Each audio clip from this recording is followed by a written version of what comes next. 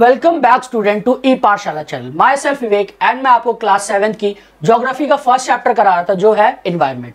अभी तक हमने इस चैप्टर के 4th पार्ट कवर कर लिए है। अगर आपको अभी तक कोई भी डाउट है आप हमें कमेंट कर सकते हैं, और अगर आपने पहले के पार्ट नहीं देखे तो उससे जाके अपने बेसिक्स क्लियर कीजिए। और चलिए हम स्टार्ट करते हैं 5th पार्ट, क्या वीडियो का 5th पार्ट। जो आज का हमारा टॉपिक होने वाला है वो है इकोसिस्टम। व्हाट इज इकोसिस्टम, कि इकोसिस्टम होता क्या है। अब एनसीईआरटी ने आपको इकोसिस्टम समझाने के लिए डेफिनेशन भी दी है और साथ के साथ क्या एक स्टोरी भी दी है जिसके थ्रू आप क्या समझे कि इन्वायरमेंट इकोसिस्टम होता क्या है।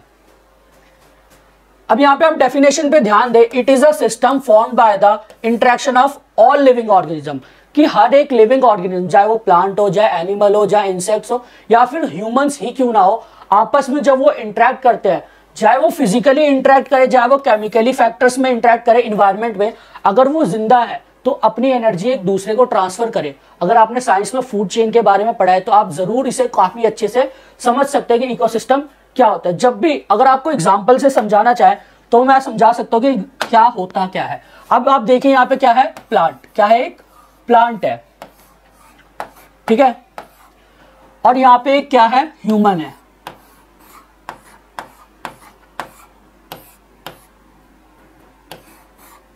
ठीक है। अब हमने क्या किया, प्लांट को खाया, क्या किया हमने, प्लांट को खाया, हमें उससे एनर्जी मिली, तो क्या हुआ, प्लांट हमारे लिए क्या हुआ, एक सोर्स बना, हमारे लिए क्या बना, एक फूड का सोर्स बना, जिससे हमने उसकी एनर्जी कंज्यूम करी और अपने बॉडी में डाल के अपने लिए एक एनर्जी जनरेट करी। और जब क्या कहते हैं हम ह्यूमंस काफी टाइम बाद जब हम भी डेड हो जाते हैं, जो भी चीज है, तो जो हमारी बॉडी में से जो ऑर्गेनिजम्स रहते हैं, जब हम मर जाते हैं, जो हमारी बॉडीज को डिकेन करते हैं, जो भी ऑर्गेनिजम्स है, अब वो कहां पे जाके मिल रहे हैं, सॉइल में। कहां पे जाके मिल रहे हैं, सॉइल में। तो अब सॉइल में क्या होता है, फिर से प्लांट उगेगा, प्लांट सॉइल से अपनी न्यूट्रिशन लेगा। तो ये क्या है, एक साइकिल, एक पूरी चेन बनी हुई है जो एक दूसरे पर क्या रहते हैं, डिपेंड रहते हैं। कि अगर हमने कभी प्लांट को खाया है, हमने उसकी एनर्जी कंज्यूम करी है, तो वो भी हमारी एनर्जी कंज्यूम करेगा।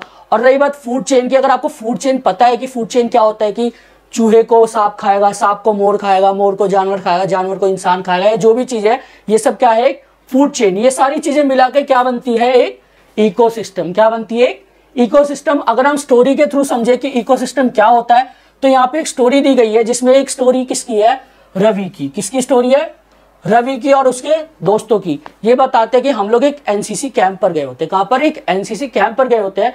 वहां पे क्या होता है, जो एक पार्क टाइप में होता है जहाँ पे वाटरफॉल रहता है, प्लांटेशन रहता है, कोकोनट के पेड़ रहते हैं। तभी जो एक जेसी नाम की लड़की होती है वो आती है, वो सबको क्या बताती है कि जैसे यहाँ पे ढेर सारा पानी गिर रहा है वाटरफॉल से, ऐसे सेम हमारे स्टेट केरला में भी गिरता है। कहां पर, केरला में भी गिरता है। और वहां पे आपको आके देखना चाहिए कि जैसे यहाँ पे पानी गिर रहा है, वहां पे 24 घंटे पानी गिरता रहता है, बारिश होती है। यहाँ के जो प्लांट, यहाँ पे ग्रीन फील्ड्स हैं वो भी वहां पे, और कोकोनट प्लांटेशन भी वहां पर होता है। बट वहां पे दूसरी क्लास में एक और बच्चा होता है जिसका क्या नाम होता है, हीरा।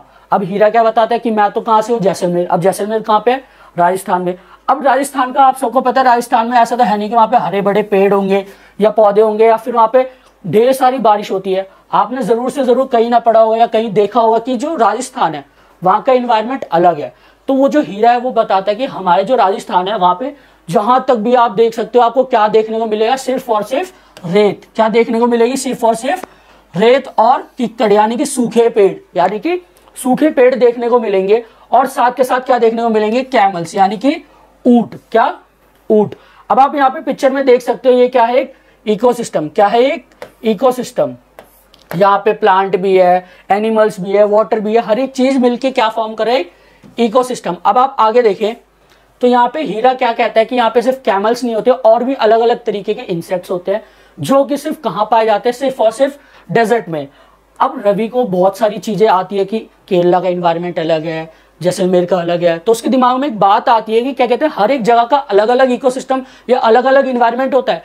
तभी जो उसकी टीचर है वो क्या एक्सप्लेन करती है कि हाँ, सारी चीजें किस पे डिपेंड करती है, आपकी सराउंडिंग पे, कि आप जिस प्लेस पर रह रहे हैं वहां की सराउंडिंग कैसी है। अगर आप वहां की सराउंडिंग गर्म है तो वहां के जो इंसेक्ट्स रहेंगे, या जो जानवर है, या जो ह्यूमंस है, उनका जो कल्चर है या रहन सहन का तरीका है वो क्या होगा, बिल्कुल टोटली डिफरेंट होगा एज कंपेयर टू जो लोग ठंडी जगहों पर रहते हैं।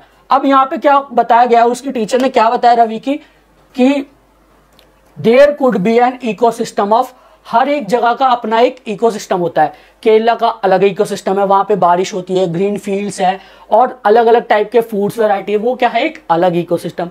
और जैसलमेर का अलग इकोसिस्टम है। तो जो उसकी टीचर है वो बताती है हर एक किसी का अपना अलग इकोसिस्टम होता है। जैसे कि रेन फॉरेस्ट, उसका अलग इकोसिस्टम है। Desert, grassland, mountains, rivers, ocean, हर एक किसी का एक अपना अलग अलग इकोसिस्टम है। तो बस आपका ये वाला टॉपिक यहीं पर खत्म होता है। अगर आपको कोई भी डाउट है तो आप हमें नीचे कमेंट करके बता सकते हैं। Thank you for the watching. बहुत जल्द मिलेंगे नेक्स्ट पार्ट में।